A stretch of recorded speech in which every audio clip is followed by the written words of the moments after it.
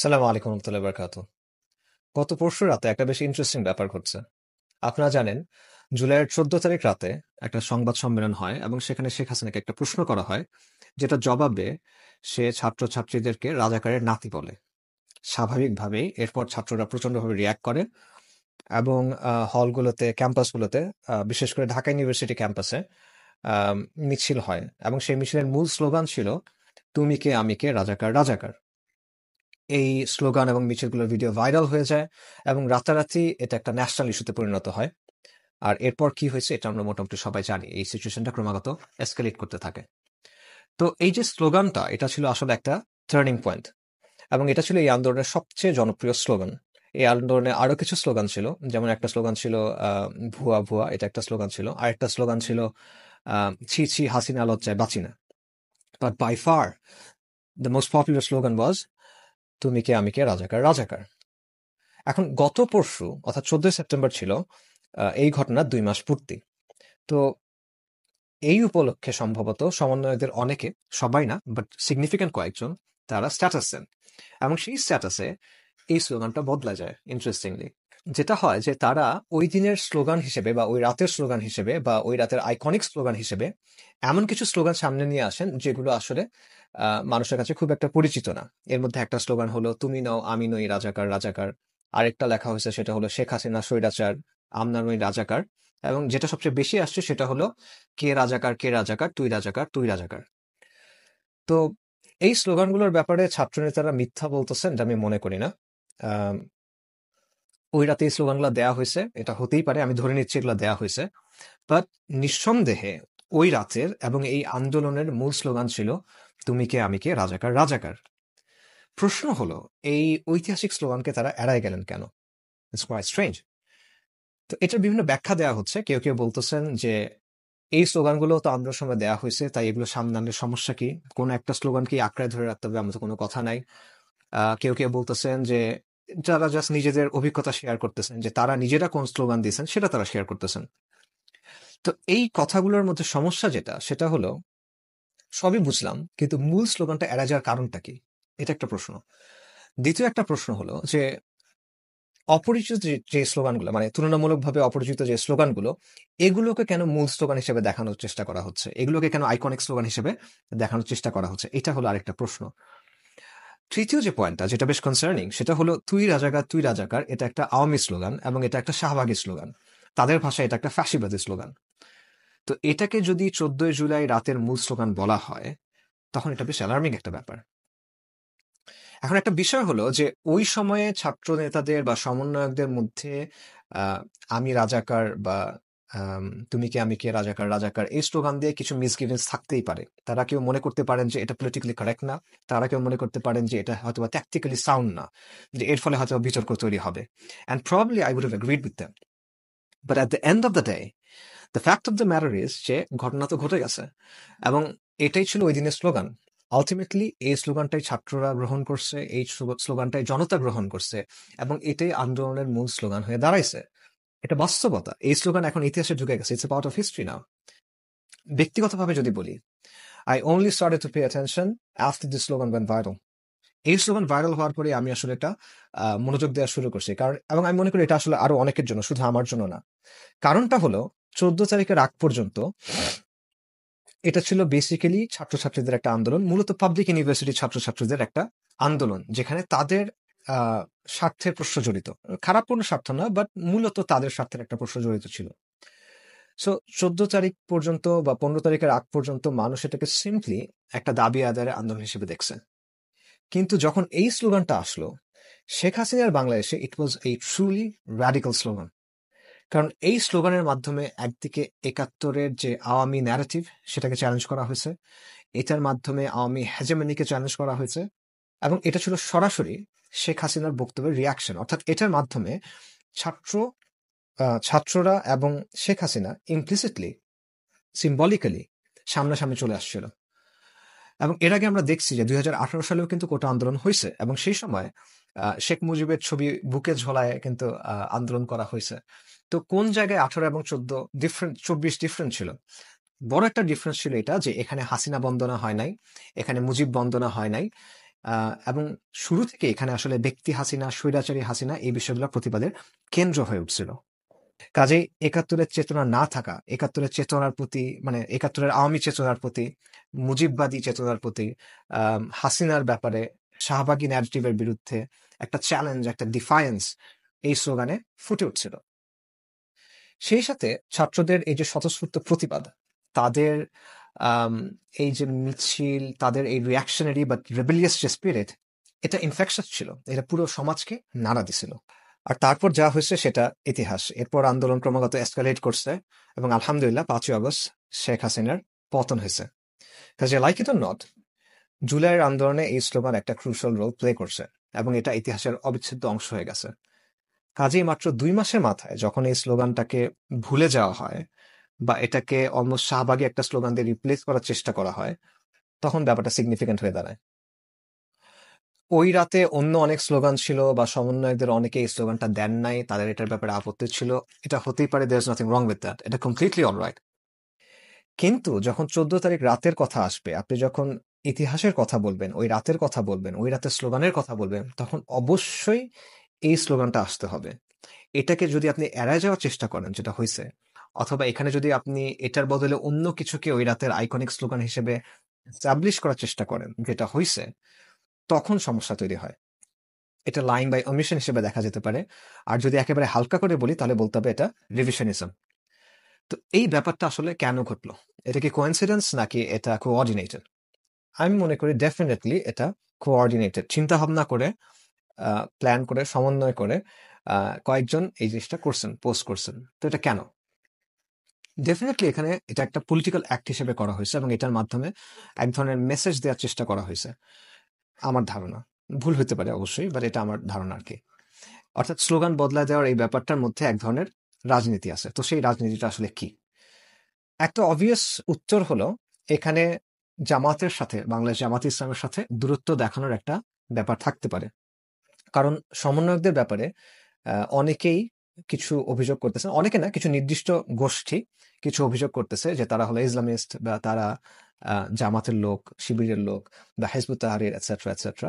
তো এগুলো ক্লিয়ারলি ভুল প্রপাগ্যান্ডা, এটা আমরা সবাই বুঝি। বাট ইন্ডিয়া, আওয়ামী ঘরানা, শাহবাগী ঘরানা, এই ধরনের লোকজন এই কথাগুলো বলতেছে। তো সমন্বয়করা হয়তোবা চাচ্ছেন যে তারা জামাতের সাথে যুক্ত না, জামাতের চিন্তা তারা ধারণ করেন না, এটার সাথে তাদের একটা দূরত্ব আছে, এই জিনিসটা হয়তোবা তারা দেখাতে চাচ্ছেন। এবং এই স্লোগান সংক্রান্ত এই পুরো ব্যাপারটা হয়তোবা এটার সাথে, এটার একটা চেষ্টা, যেহেতু জামাতের সাথে ঐতিহাসিকভাবে রাজাকার শব্দটা যুক্ত একাত্তরের কনটেক্সটে, তাই তারা এখানে একটা দূরত্ব দেখাতে চাচ্ছেন। এটা একটা সম্ভাব্য ব্যাখ্যা হতে পারে।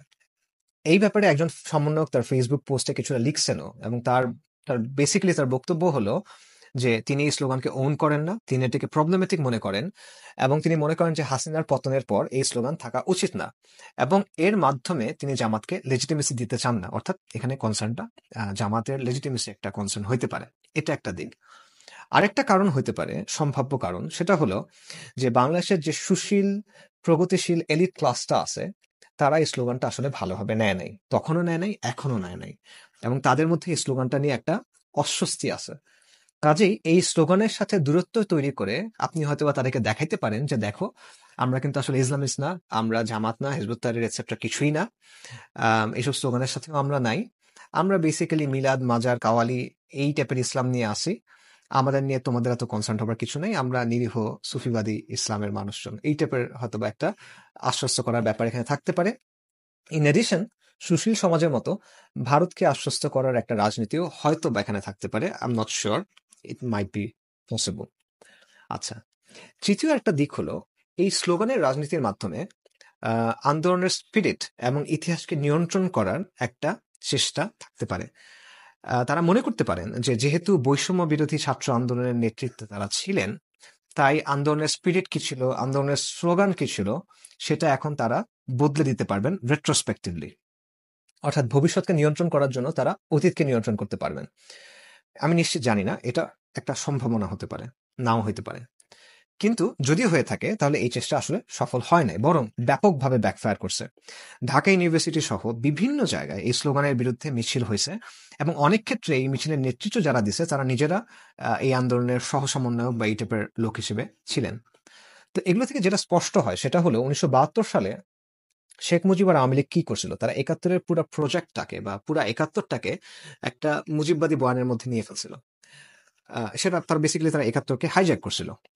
তো এই এপিসোডটা প্রুভ করে যে 24-এর ক্ষেত্রে এটা আসলে করা যাবে না এবং এটা করতে দেয়া হবে না, বরং যারাই এটা করতে যাবে তাদের অবস্থান নড়বড় হয়ে যাবে।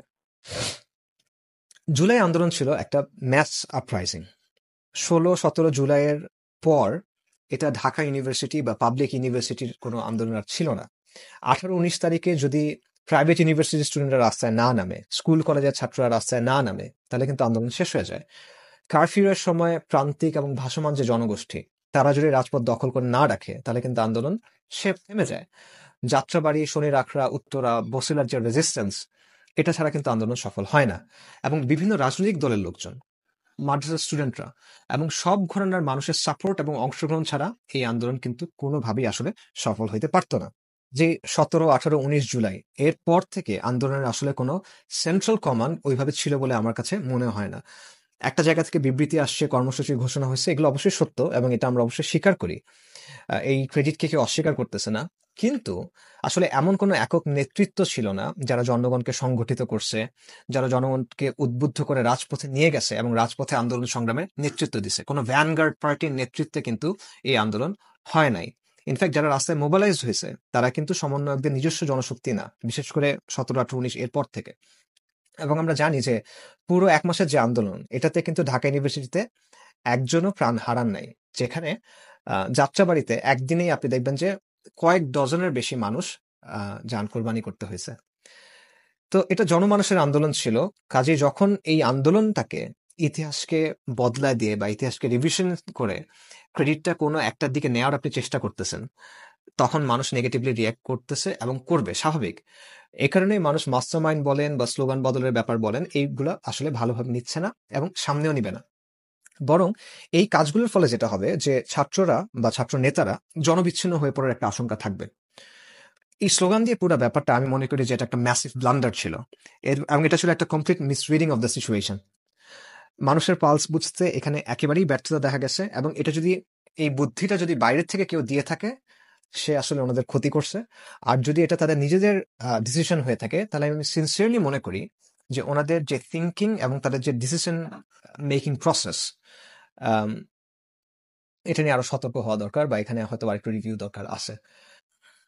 একটা কথা আমি আগে বলছি, আবারও বলি, সেটা হলো জুলাই আন্দোলনের মূল শক্তি ছিল মানুষ। আর মানুষ ছাত্রনেতাদের সমর্থন দিছে কারণ মানুষ মনে করছে তারা দাগহীন। তাদের মধ্যে রাজনীতিবিদদের উপরে যে দাগগুলো আছে সেটা তাদের মধ্যে নাই। তাদের ব্যক্তি স্বার্থের কোনো ব্যাপার এখানে ভাবে ছিল না।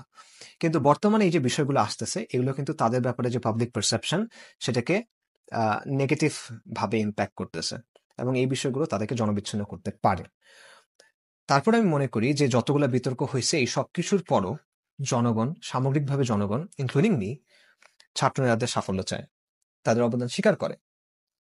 কিন্তু মনে হচ্ছে ছাত্রনেতারা সম্ভবত ডিপ স্টেট, সাংস্কৃতিক জমিদার, সুশীল সমাজ, এদেরকে অ্যাপিজ করার চেষ্টা করতেছেন।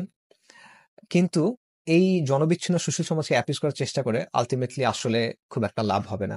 এই এলিটরা, এই ডিপ স্টেট আলটিমেটলি তাদেরকে ব্যবহার করবে, কিন্তু মানুষ তাদের সাথে থাকবে।